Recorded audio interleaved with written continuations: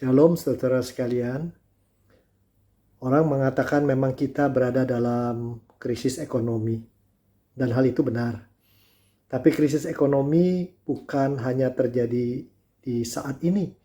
Di masa lalu juga manusia sudah mengalami hal itu. Elia, seorang nabi, mengalami hal itu juga. Dia tinggal di Sungai Kerit. Lalu satu hari Tuhan berkata kepadanya, berangkat dari sini, sungai itu jadi kering. Dan dia harus pergi ke Sarfat. Perjalanan 160 km berjalan kaki. Saudara, di sana dia menjumpai seorang wanita sedang mengambil kayu dan dia meminta minum karena dia haus.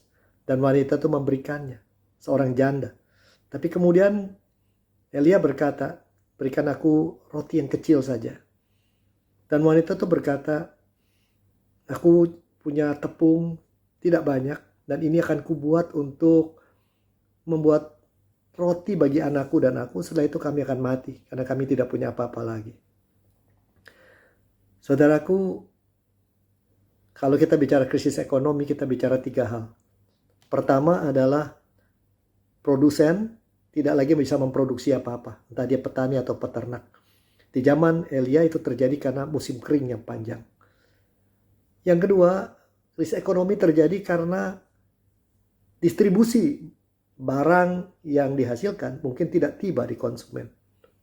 Tapi yang ketiga bisa terjadi karena konsumen sendiri tidak punya uang, tidak punya daya untuk membeli apa yang dia butuhkan. Dan saat ini, dunia kita semua sedang mengalami ketiga hal itu bareng. Saudaraku, itulah kenyataan kita. Itu yang dihadapi Elia. Tetapi yang sangat menarik, ketika Elia datang ke tempat wanita itu dan meminta makanan, sebenarnya Elia sedang menjadi berkat Tuhan bagi dia. Kenapa?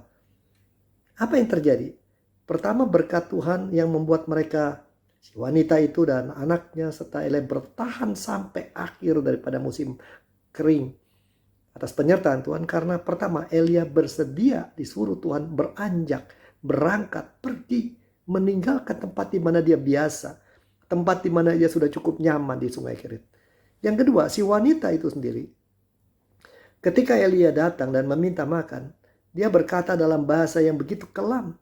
Tapi kemudian dia berubah. B pertama, Elia mengalami sesuatu yang baru, dia beranjak, berangkat, meninggalkan hal biasa. Si wanita berubah dalam pandangan hidup yang begitu kelam. Jadi pandangan hidup yang punya harapan. Karena dia tahu Tuhan sudah menyapa dia. Yang ketiga, si wanita itu bertindak nyata. Dia masak betul-betul buat Elia dan buat anaknya. Dan yang keempat, paling menarik, wanita itu mau berbagi. Saudaraku, adakah berkat dalam ekonomi krisis? Ada. Kita belajar untuk berubah dalam cara kerja, memproduksi sesuatu, mendistribusikan sesuatu, dalam mengkonsumsi sesuatu yang tidak perlu kita akan buang. Kita kembali pada apa yang paling mendasar, basic. Yang kedua, kita akan belajar memandang hidup secara beda. Hidup ini milik Tuhan. Kita rapuh, tapi kita bergantung pada Dia dan kita tidak sendiri. Yang ketiga, kita bisa bertindak walaupun hal kecil. Saling membantu, saling mengaitkan diri bergandengan tangan. Dan yang keempat, saudaraku, kita berbagi. Ekonomi krisis ini benar, tetapi ini memberikan kita berkat. Kita belajar bergandengan tangan, belajar merangkul Tuhan dan merangkul keluarga kita dan orang lain.